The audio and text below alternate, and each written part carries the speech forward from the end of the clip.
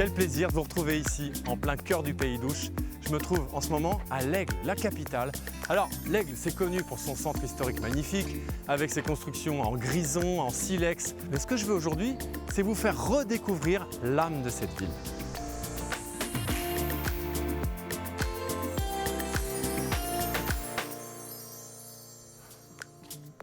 Pour commencer, je vous propose de revenir dans le passé de la ville et de découvrir son histoire. D'ailleurs, est-ce que vous saviez que le nom de la ville, l'Aigle, provient d'un vrai nid d'aigle qu'on a découvert au tout début de sa construction? C'est ce que je vais découvrir avec Guy, mais plein d'autres choses encore. L'abbé Girard, en 1936, a fait couper l'orgue en deux, mettre des deux côtés pour mettre en place cette magnifique verrière. Grâce à ces bons conseils, d'ailleurs, j'aurai la chance de me rendre dans le seul atelier d'ébénisterie restant de l'Aigle et de faire la rencontre de Jean-Baptiste, un jeune qui s'est lancé un défi fou, faire perdurer le savoir-faire et l'artisanat local. Une goutte de colle et puis c'est parti pour 100 ans. D'abord qu'une seule goutte de colle et ça va tenir 100 ans, ça? Ouais. Il me fera également slalomer dans les allées du marché de l'Aigle, qu'il connaît bien, une vraie institution pour tous les Normands. En Belgique, on boit de la bière, ici on mange du cervelas. Et pour finir en beauté, c'est de la planète et de son avenir dont nous allons parler puisque je vous emmène visiter une station d'épuration, et oui, qui a ouvert ses portes au public en 2002, ici même. En fait, il ne faut pas jeter n'importe quoi dans l'eau. L'eau, c'est de l'eau.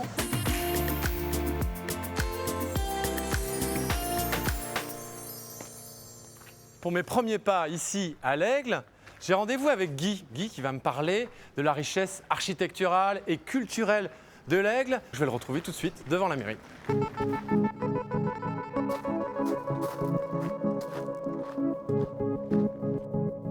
Vous allez bien? Bonjour, ça va bien.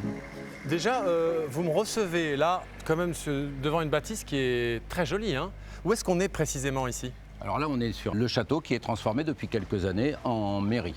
Ça ressemble pas vraiment à un château, hein? Non? Ça ressemble quand même à un château classique, puisque l'architecte de ce château-là, en fin de compte, est Jules Ardouin-Mansart, qui est aussi l'architecte de la Galerie des Glaces. Ah, d'accord, quand même. Est-ce que ça, c'était le château originel de l'Aigle? Non, pas du tout. En fin de compte, le château originel de l'Aigle aurait été bâti aux alentours au début du XIe siècle, en 1010 à peu près, par le premier baron de l'Aigle qui s'appelait Fulbert de Bénat. Donc le château se situait sensiblement à cet emplacement-là, peut-être un peu plus décalé vers la gauche.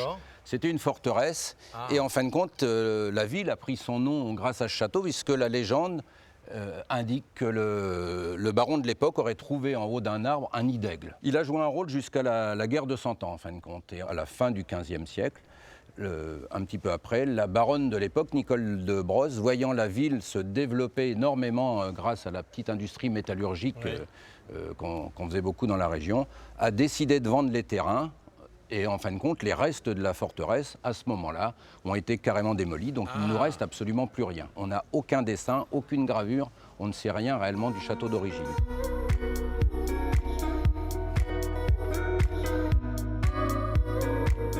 Quel est l'autre site emblématique de la ville? Alors l'autre site emblématique, c'est la principale église de l'Aigle, l'église Saint-Martin. Donc c'est l'église paroissiale.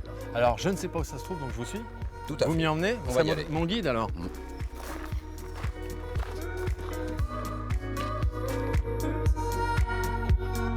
Alors là voilà cette fameuse église.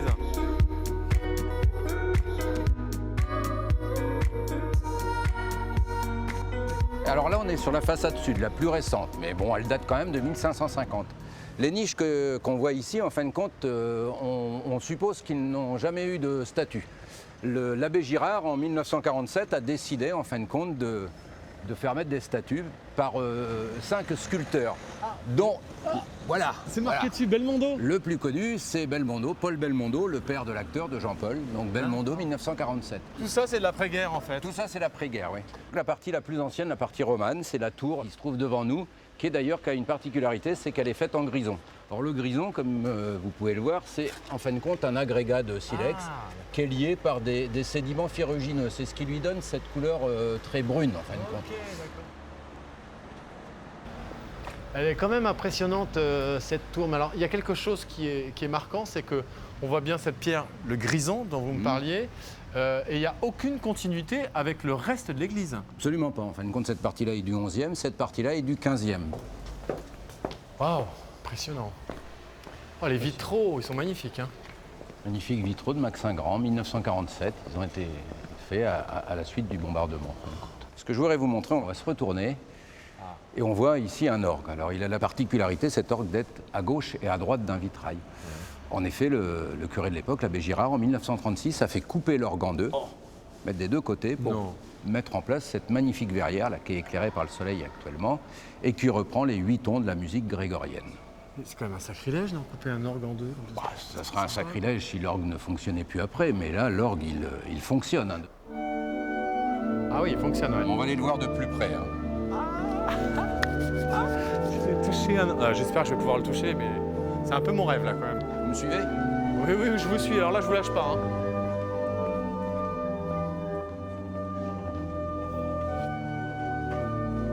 Bonjour. Vous allez bien? Oui, je vais très bien. Vincent, je vous présente Thibault, l'organiste. Enchanté, Thibault. Voilà. Je suis très intimidé, je vous avoue. Parce que c'est un peu mon rêve d'être comme ça à côté d'un orgue et de voir un organiste. Je vais vous poser plein de questions, mais je vous écoute d'abord.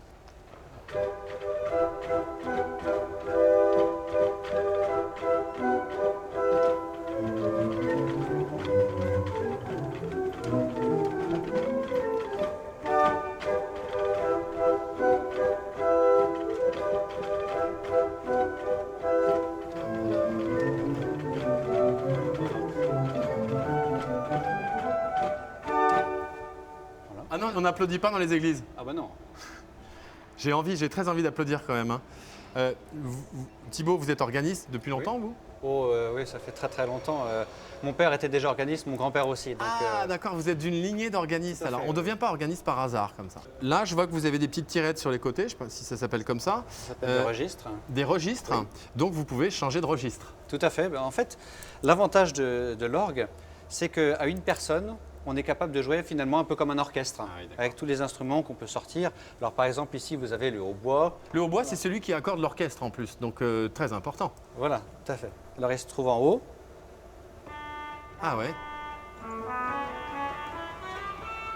Alors, en termes de registre, quel type d'instrument vous pouvez reproduire? Alors il y a certains sons qui sont proches du violon, comme la viole, la viole de gambe. La viole de gamme en musique baroque. Tout à fait. Vous avez des flûtes, bien sûr. J'aime beaucoup la flûte harmonique d'ici, qui ressemble vraiment à une flûte traversière. Ah oui, très cristalline. Voilà, c'est magnifique. Alors, quand on joue de l'orgue comme ça a l'air extrêmement complexe. Parce que, déjà, je vois que vous avez 3 claviers, mais là, c'est pas possible. Là. Au pied, vous avez un pédalier. C'est mon 4e clavier. Non, mais est-ce que vous synchronisez? Vous arrivez à jouer avec les pieds là et sur 3 claviers en même temps? J'arrive bien à synchroniser les deux mains, donc je rajoute 2 pieds et voilà. Et puis après avec tout le monde.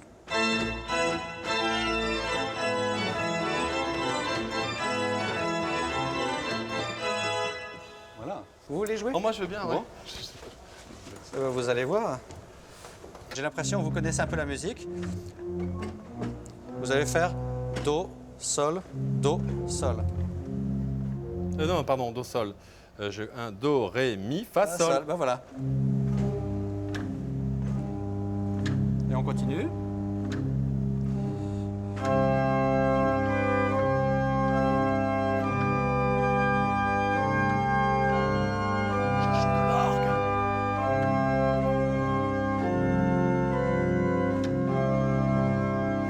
J'ai perdu le tempo, hein, désolé. Et voilà. Merci Thibault. Ben écoute, j'espère que je vous ai éclairé sur l'orgue. C'était un moment inoubliable. Ben, moi également. Je resterai bien, mais en fait, on va continuer la visite quand même, Guy. D'accord? fait, on va a encore continuer, des choses à voir. Bon, eh Merci ben, bonne encore. visite à l'Aigle alors. Au revoir Thibault. Au revoir Thibault. Allez, au revoir.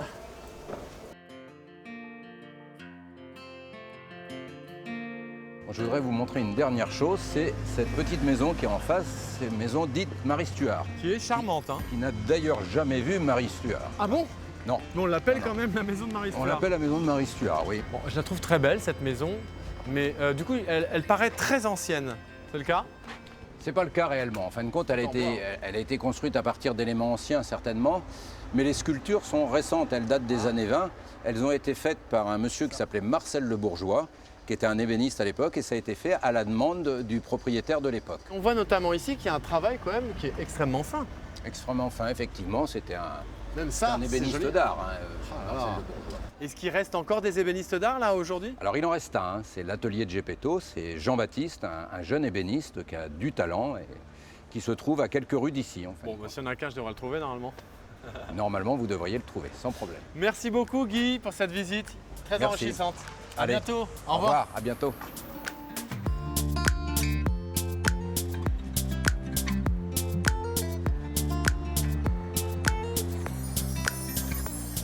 Alors, je dois pas en être loin. Par contre, je sais pas où c'est. Monsieur, vous allez pouvoir m'aider.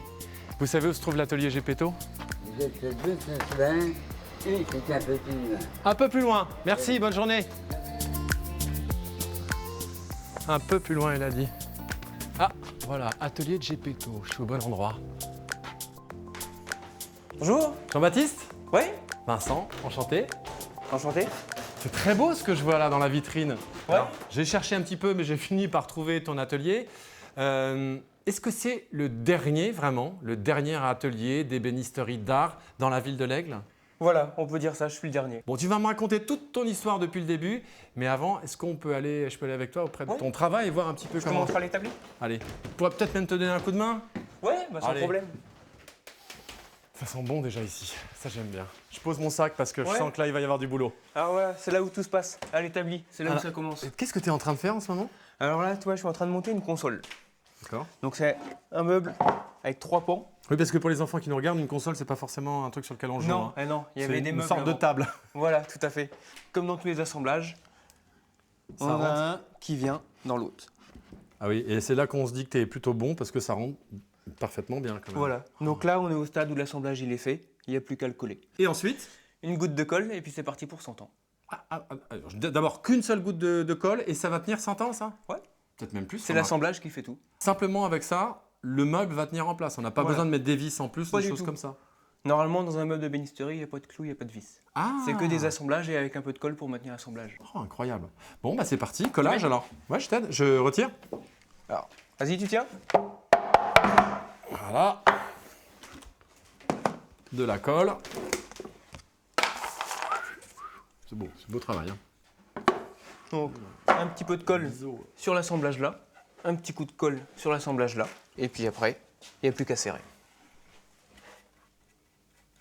Ça paraît tout simple de faire ça, et en fait, c'est relativement compliqué quand même. Bah, disons, c'est un bon coup de main à prendre. Après, une fois que tu as le coup de main, c'est comme tout, ça se fait tout seul. Parce que toi, pour en arriver là, pour être aujourd'hui le dernier ébéniste d'art de la ville de l'Aigle, c'est quoi ton histoire? Comment t'es arrivé là? Oh, c'est une histoire assez classique d'un jeune qui aime bien travailler le bois. Comme beaucoup, on a une passion. Bon, moi, c'est le bois. Du coup, bah, je suis parti faire ma formation sur Paris. Donc, j'ai fait l'école Boulle en sculpture sur bois. Ah, quand même. Et puis après, bah, j'ai fait une autre formation là, en apprentissage en ébénisterie. Quand je suis revenu sur l'Aigle, en fait, il y avait plusieurs ébénistes qui étaient partis à la retraite. Juste auparavant que je revienne. Donc du coup, ça s'est bien goupillé. J'ai repris un petit peu le flambeau, si je puis dire, de la tradition ébénisterie à l'Aigle. Tu avais quel âge à l'époque? Bah, quand je me suis installé, du coup, j'avais 20 ans. Ah, t'avais 20 ans? C'est vrai qu'on a toujours une image un peu poussiéreuse de l'ébénisterie, mais Ouais. qui est des fois fausse. Quand on voit le design, ça passe souvent par un travail à l'établi auparavant.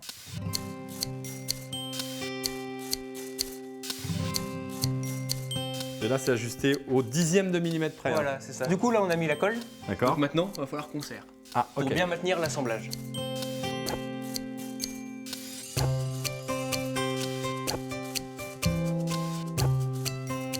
Donc, l'étape suivante. Alors là, on a fini le collage. Après, le meuble, on va le poncer et on va Ah le oui. cirer. Alors, je vais te montrer comment on fait la cire. Alors en fait, franchement, hein, si là je me retrouve chez un fromager, que je vois ça en vitrine, je dis « Oh, ton gouda, il a au moins 5 ans. » Waouh. Alors par contre, oh, l'odeur incroyable.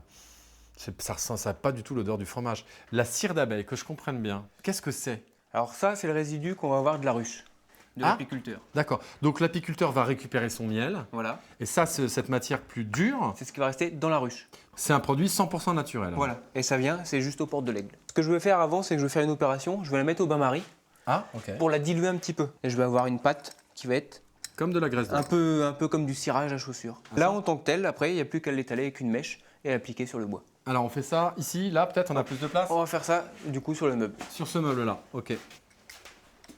Alors, Voilà, du coup on va cirer le plateau. Alors, on a notre cire, on a une mèche qui d'accord. va nous permettre d'étaler. Ok. Alors, on prend un peu de cire comme ça sur la mèche. Et pour commencer, on va venir étaler en rond. On tourne, d'accord. Donc ça va permettre de bien faire rentrer la cire dans les fibres du bois. Je te laisse continuer. Oui, volontiers. Alors dis-moi, toi, t'as quel âge aujourd'hui? 28 ans. T'as 28 ans, t'es tout jeune en fait.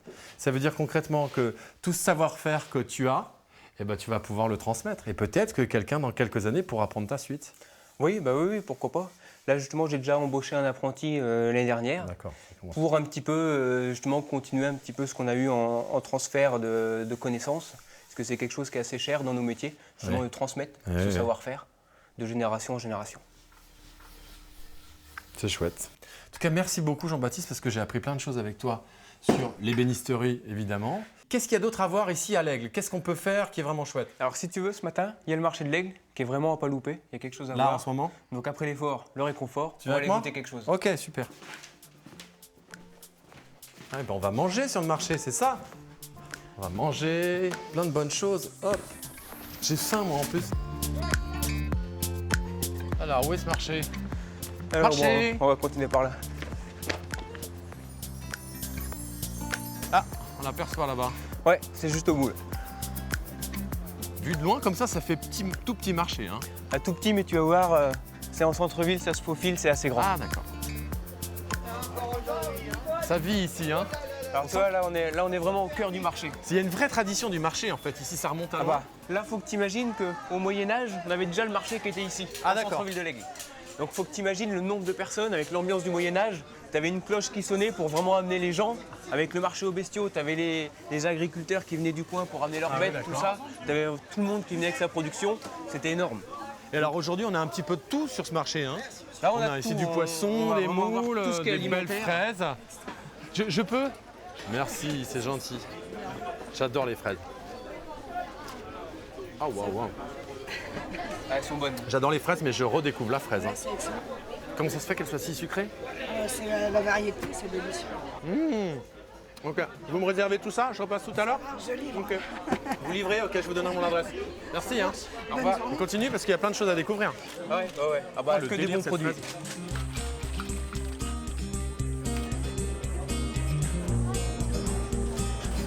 Oh, la petite salade comme ça, c'est super bon. Mais alors ce marché, s'il est si vieux et qu'il date du Moyen-Âge, j'imagine qu'aujourd'hui il a une grande importance. En termes de taille par exemple, ça correspond à quoi? Parce que c'est dans les ruelles, c'est difficile de se rendre compte. Oui. Ça fait quoi? Il y a 300-400 mètres d'étal? Beaucoup plus, si tu veux. Pour te rendre compte, ça prend tout le centre-ville. Donc tu as plus d'1 kilomètre d'étal. Oula, on a plein de choses à C'est voir. l'un des plus grands marchés de Normandie. Ah bah on continue alors. Je veux tout voir sur ce marché. Bon, on y va alors. Tout savoir, tout. Ah, bah voilà. A tout de suite. Il y a de la joie.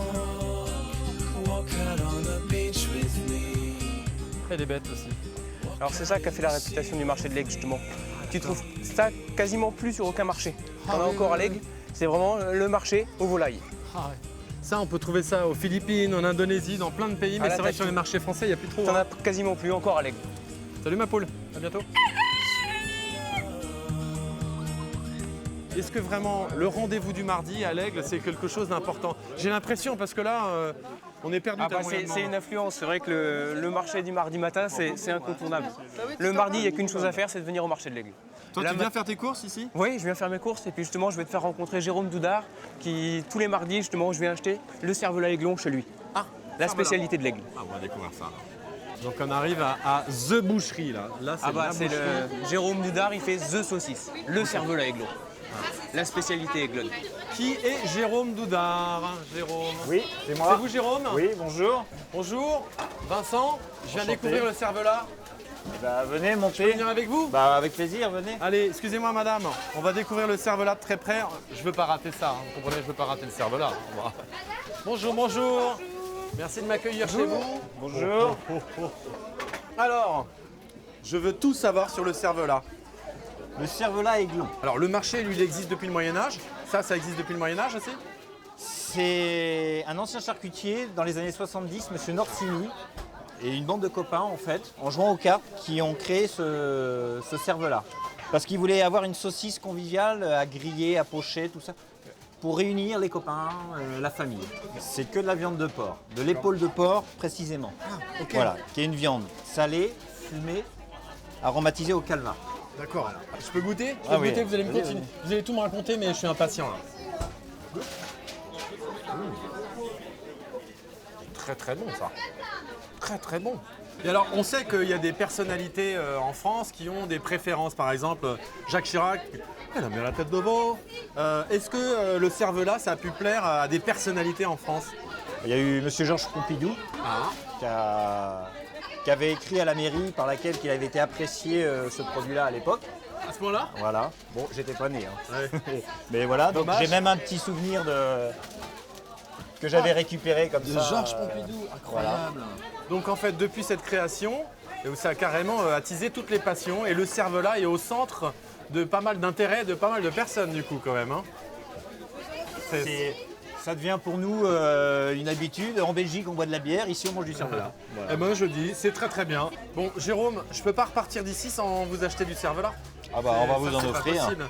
J'ai mon petit sac. Ça, c'est tellement bon, cervelas, c'est tellement bon qu'on ne peut pas partir sans.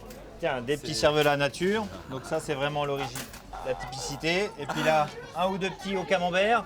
Hein, camembert Oui, oui. calva. Ouais, c'est bon. Tenez, Vincent. Merci. Bon, merci Jérôme. À Merci bientôt. Et je te remercie beaucoup Jean-Baptiste. je t'en prie. Parce que j'ai appris Au plein de plaisir. choses sur les bénisteries. Cela dit, ma balade continue. Au revoir messieurs. Au revoir. Bonne journée. Merci. Bon courage. Tout va aller pour moi.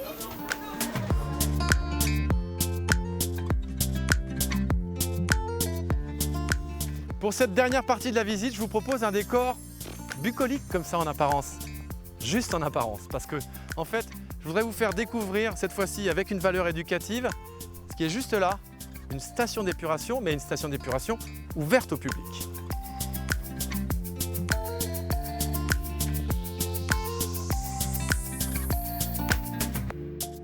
Bonjour, il y a quelqu'un? Ah, bonjour. Enchanté. Jean-Marie Goussin. Enchanté, merci de m'accueillir ici dans votre station d'épuration, c'est comme ça que ça s'appelle? Tout à fait, oui, c'est station de traitement des eaux usées. Alors, c'est une initiative qui est rarement faite, c'est-à-dire qu'on ouvre les stations d'épuration au public. C'est ça le principe? Tout à fait, c'est ça le principe, de montrer qu'on sait faire des choses propres, y compris dans le traitement des eaux usées. On les ouvre au public et surtout aux enfants. Ça leur permet de pouvoir voir un petit peu l'impact sur l'environnement, les choses qu'ils ont à faire.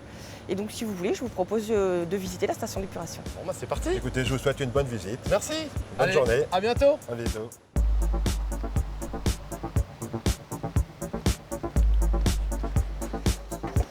Ah, ça tombe bien, j'ai pas mon maillot de bain. Alors, qu'est-ce qu'on fait exactement ici?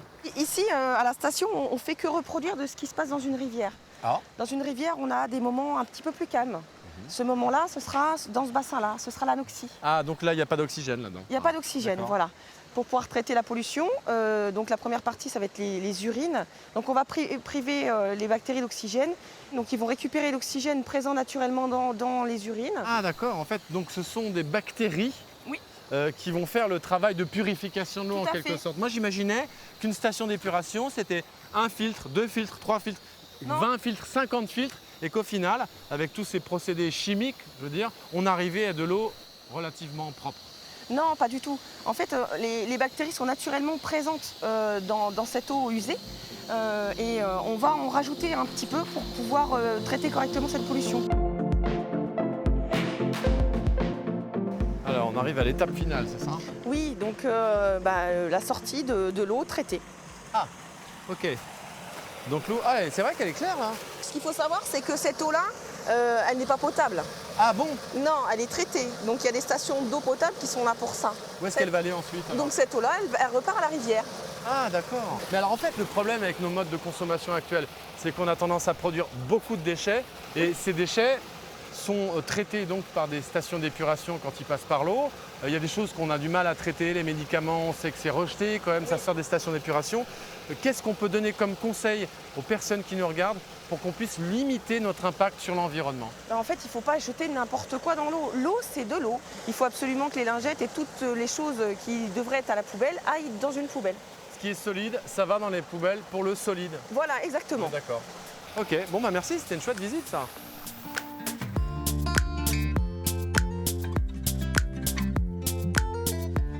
Voilà, c'est ici que s'achève ma balade.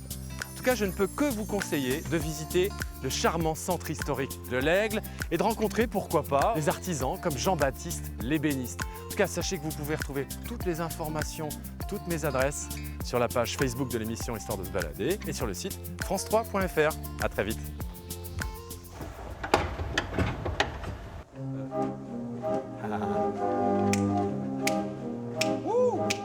Hit the road, Jack, and don't come back no more, no more, no more, no more. Hit the road, Jack, and don't come back no more. Hit the road, Jack.